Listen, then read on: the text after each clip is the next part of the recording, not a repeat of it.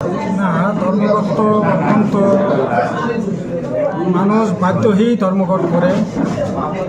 কারণ দেশে যা অবস্থা, সাধারণ মানুষ, অধিকাংশ মানুষ, খেতে খাওয়া মানুষ, খ্যাত মজুর, দিন মজুর থেকে আরম্ভ করে সকল অংশের মানুষের উপর যে ভয়ঙ্কর আক্রমণ এখন সংগঠিত হচ্ছে, ন্যূনতম যে অধিকারগুলি ছিল এই অধিকারটা পর্যন্ত এখন ছিনিয়ে নেওয়ার চেষ্টা হচ্ছে। আমাদের দেশে স্বাধীনতার পর থেকে প্রায় 29টার মতো বিভিন্ন যে শ্রমিকদের যে অধিকারগুলি ছিল, সেই চা শ্রমিকদের অধিকার, খ্যাত মজুরদের অধিকার, শ্রমজীবী মানুষের অধিকার, কলকারখানাতে মানুষের যে শ্রমজীবী মানুষের অধিকার, প্রত্যেকটা অধিকারের উপর এইরকম 29টা অধিকার ইতিমধ্যে সংস্কারের নামে মানুষের যে অধিকার সংরক্ষিত করছে। সর্বশেষ যে অধিকার উপরে হাত দিল এটা হচ্ছে রেগা। আমাদের দেশে শতকরা শ্রমজীবী অংশের মানুষ 70% 65% হচ্ছে কৃষিজীবী শ্রমজীবী অংশের মানুষ।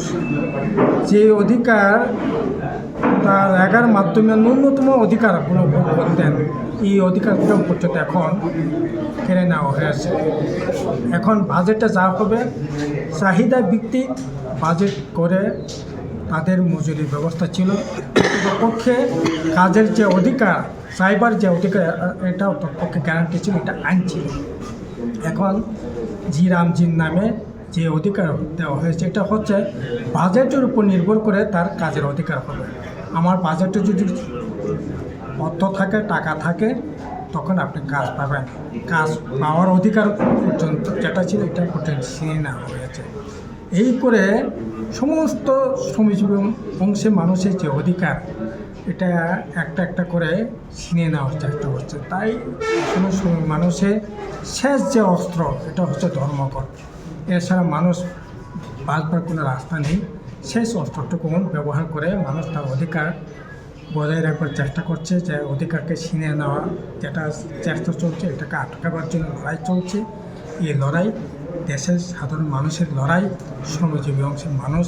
এই লড়াইকে বাদ দিয়ে দেশের উন্নতি কোনো দিনই সম্ভব না।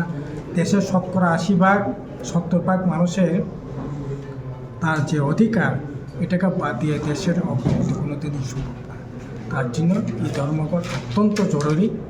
এই সময়টার মধ্যে শ্রমজীবী অংশের মানুষ, কৃষিজীবী অংশের মানুষ বেঁচে থাকতে গেলে পরে এই অধিকারটাকেই হাতের করে বেঁচে থাকতে হবে।